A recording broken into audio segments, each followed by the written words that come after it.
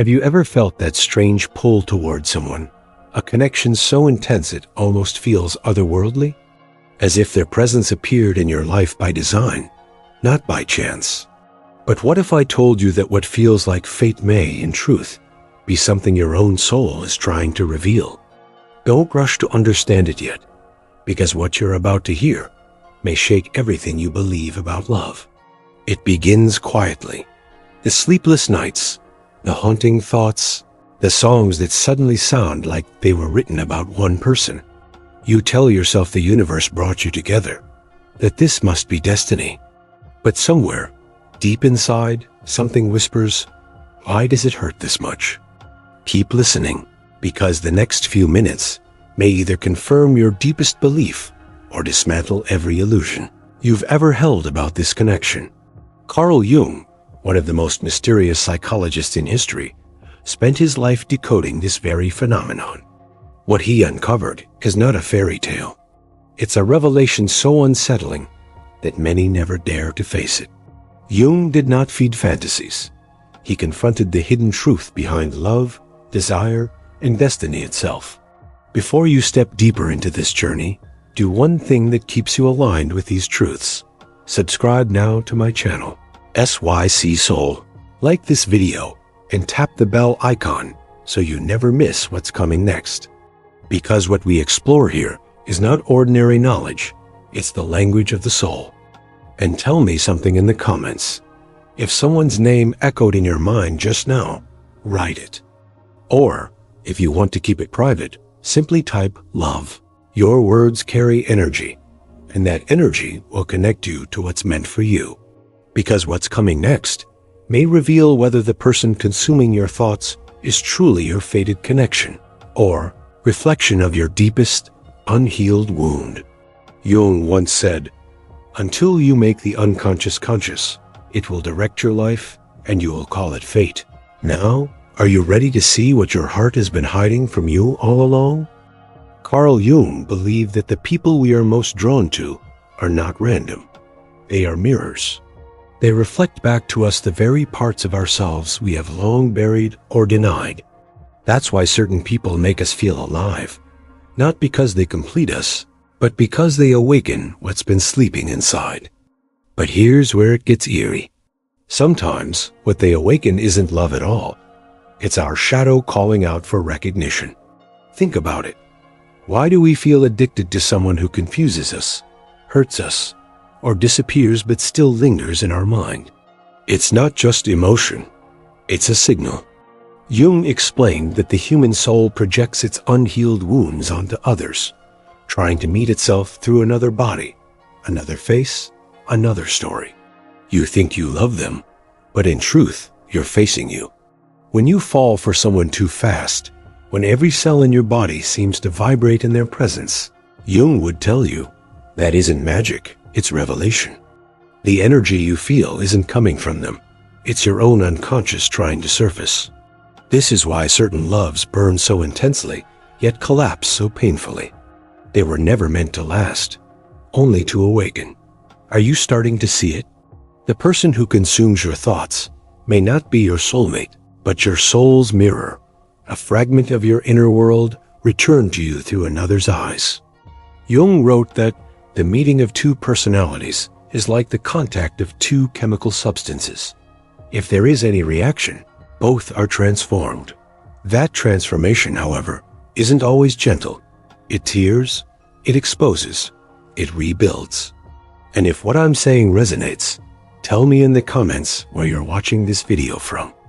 Because this space, SYC Soul, is more than a channel. It's a gathering of people walking through the same invisible maze, trying to understand why some loves feel written by the universe and others written by our wounds. Now listen closely, because in the next part, we'll go even deeper into what Jung called the anima and animus, the inner figures that control who we fall for, and why the soul often mistakes its reflection for destiny. According to Carl Jung, within every man lives an unseen woman, the anima, and within every woman, an unseen man, the animus. These are not fantasies, but living forces within the unconscious mind. They shape how we love, what we desire, and whom we chase. They whisper to us in dreams and make us believe we've met the one, when in truth, we've only met the image of our own inner opposite.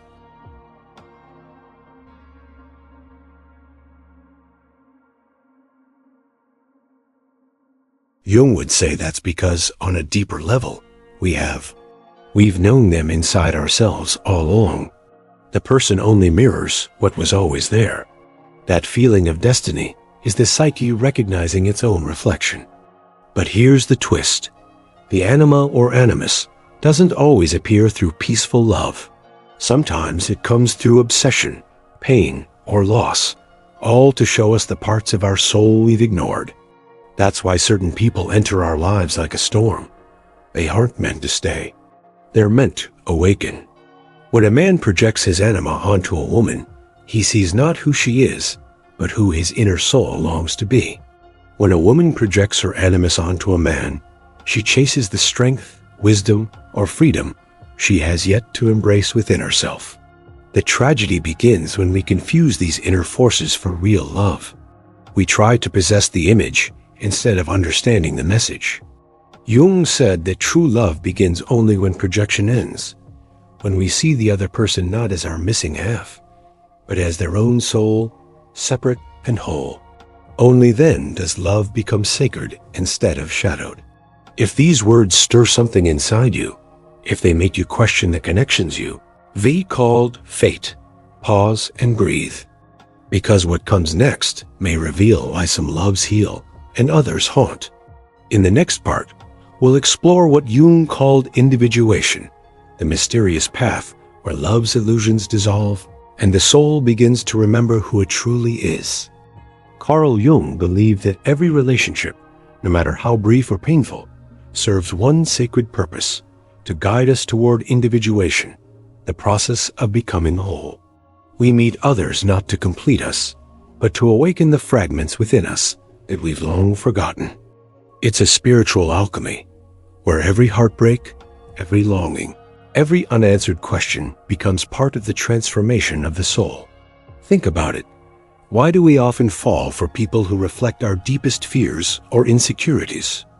Jung said it's because the soul draws us to those who hold the missing pieces of our inner puzzle. The ones who trigger us are the ones who teach us the most. They mirror the wounds we've tried to bury. Every conflict, every emotional chaos is a conversation between our conscious self and our shadow. Pain, then, is not punishment. It's revelation. It shows us where we are still divided within. Jung warned that many people spend their lives running from these confrontations, escaping from one relationship to another, searching for peace outside instead of within. But the true journey begins when you stop and face your own reflection, when you realize that love is not about finding someone else, but about returning to yourself. The individuation process demands courage. It means standing in the storm of your emotions and asking, what part of me is calling for healing through this person? Because the soul will keep sending the same lesson through different faces until you finally listen. And if you've ever felt that pattern repeating, the same kind of love, the same kind of pain, tell me in the comments if it resonates. Where are you watching this from? Because you are not alone in this realization. Many souls walk this same invisible path, awakening together, piece by piece. In the next part, we'll go even deeper into this mystery, where Jung reveals what happens when the soul begins to integrate the shadow, and how that hidden union creates a kind of love that no longer hurts. A love that liberates instead of binds. Carl Jung said that the greatest danger to love is not the other person. It's the part of ourselves we refuse to see. He called it the shadow, the dark twin of our consciousness, where all our denied emotions, fears, and desires are hidden.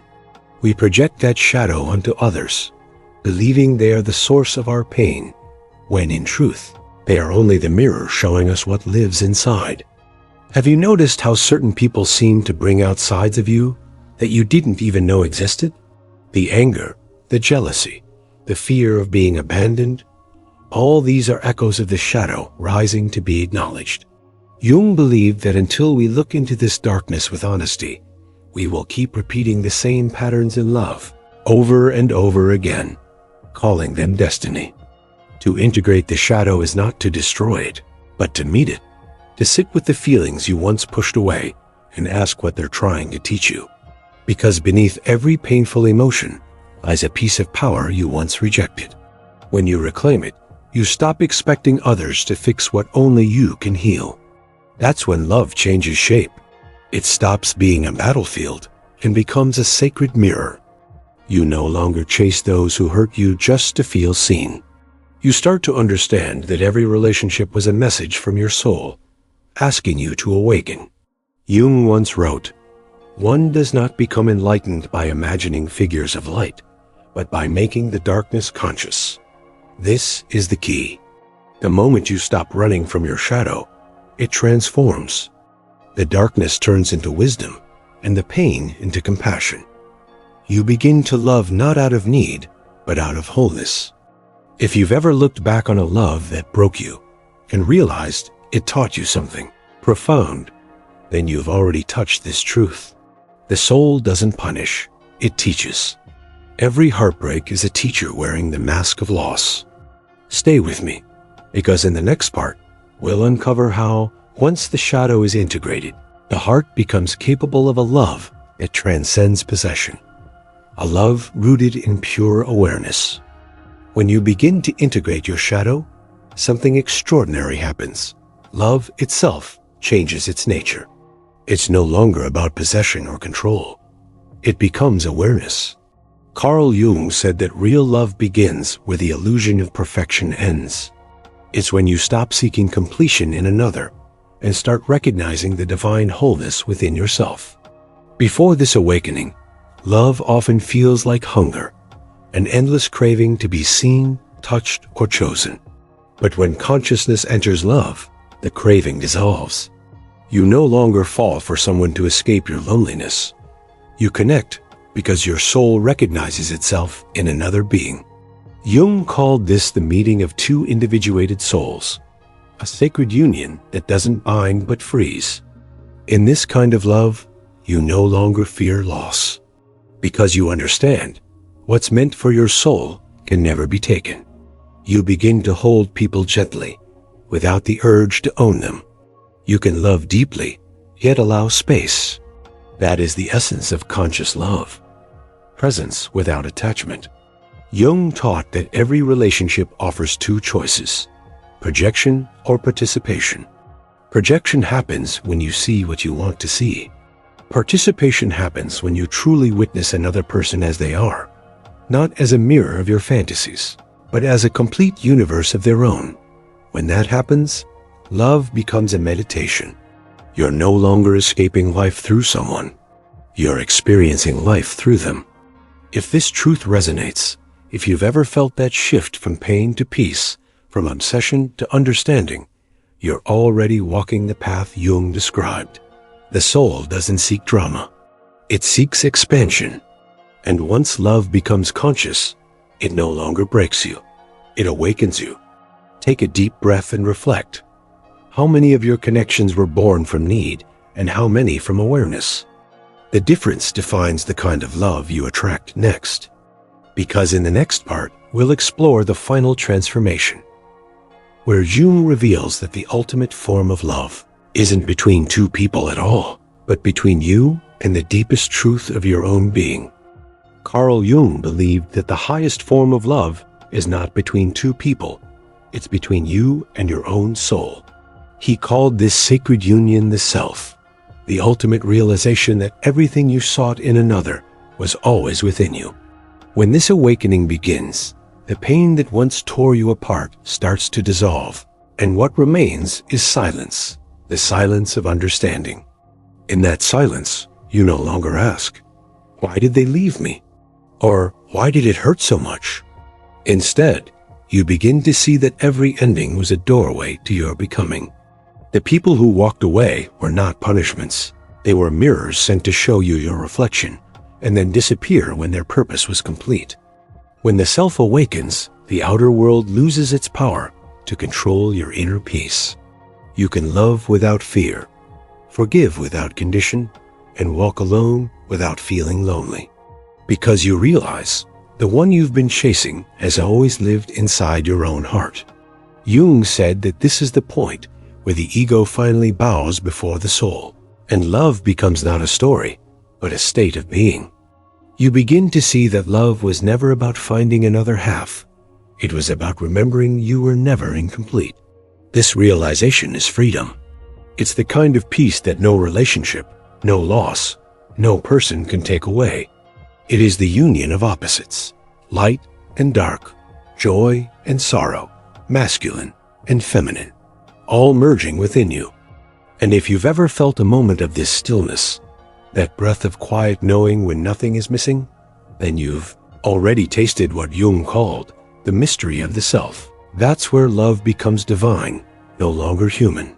But before we close this journey, stay with me for one final part, because the end of Jung's vision holds one last truth. A truth about how to live with this awareness and how to love again without losing yourself. Once the soul reaches this understanding, everything changes quietly. Love no longer demands, it simply flows. Carl Jung said that when a person truly unites with their inner self, they stop chasing what they thought they needed, because they have become it. The longing that once felt like hunger transforms into serenity. You begin to see beauty not as something to possess, but as something to honor.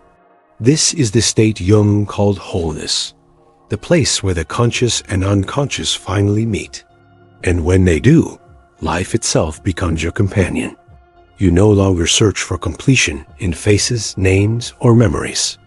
Every sunrise, every silence becomes love in its purest form. Yet, Jung warned that even this realization is not an end, it's the beginning of a deeper awareness. Because the soul doesn't come here to escape life. It comes to live it fully, with open eyes and an open heart. Once you awaken, you no longer ask others to fill your emptiness. You carry your light into every connection, every word, every touch. Love becomes something you give, not something you beg for. And maybe that's what all those past loves were teaching you, that every goodbye was actually guiding you back home, that every heartbreak was refining your heart, carving it wide enough to hold real light. Jung believed that the purpose of love's suffering was transformation. Without pain, the soul would never awaken. Without shadow, light would have no meaning. So if you're still healing, don't rush the process. You're not behind. You're becoming. The same force that once broke you is now reshaping you into someone capable of infinite love. When you finally see yourself clearly, not through the eyes of the world, but through the calm gaze of your own soul, something sacred happens. The noise fades. The endless questions fall silent. You begin to understand what Jung meant when he said, "The privilege of a lifetime is to become who you truly are." In that moment, you no longer chase meaning, you become it. The faces that once haunted you turn into memories of lessons learned. The love that once consumed you becomes gratitude. Every person you met, every heartbreak you carried, every silence you endured, all of it led you here, to this stillness. The same stillness where truth lives. This is where love stops being a story between two hearts and becomes a state of consciousness, an energy that connects all living things. You begin to love without reason, without fear, without needing to be loved back. Because now, you know, love isn't something that happens to you.